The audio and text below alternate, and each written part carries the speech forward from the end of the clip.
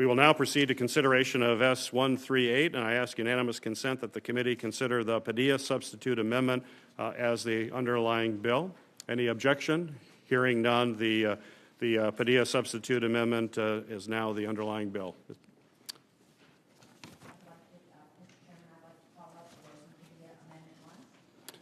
We'll now proceed to consideration of Rosa Padilla Amendment Number 1. And so our amendment to this bill will ensure that the National Weather Service incident meteorologists who are responding to wildfires are also exempt from overtime pay caps. These individuals work closely with incident command teams in the field to interpret the weather to help predict fire severity and behavior and provide weather briefings to fire crews. As wildfires continue to worsen and wildfire season gets longer each year, it's more important now than ever to reduce any barriers for our firefighting workforce. This waiver only applies to incident meteorologists at the National Weather Service who accompany Forest Service and Interior Department wildland firefighter crews into the field to combat fires. There are currently 80 incident meteorologists known as IMETs, and this waiver is only for calendar year 2022, so cost should not be an issue. These meteorologists deserve to be included in the bill. They really work closely with these incident teams. As we know, wildfires do create their own weather on the ground, and this saves lives, not just of the firefighters, people and structures, animals all around there. It helps them fight the fire. It helps them also evacuate if they need to. It's very important that these meteorologists are with them. So I would urge a yes vote on my amendment, on our amendment. Thank you. Thank you, Senator. Any further debate on the amendment? If not, none, the question is now on its adoption. All those in favor of the Rosen-Padilla amendment will say aye. Aye. Opposed, nay. Majority of the members having voted in the affirmative, the amendment is agreed to. Is there any other further debate on the bill before us?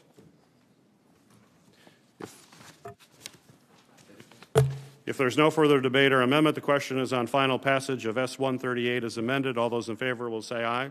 Aye. Opposed, nay. Majority of the members having voted in the affirmative, the ayes have it. The bill is reported favorably.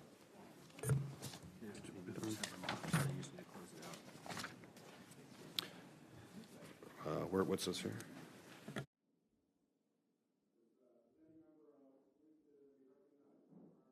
Does any member wish to be recognized prior to us adjourning this business meeting?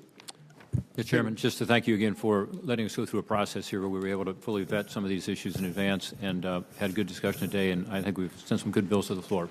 Well, thank you for your work, Ranking Member Portman, and just like briefly let members know, we did have S-3099, the Federal Secure Cloud Improvement and Jobs Act of 2021. We're holding that over.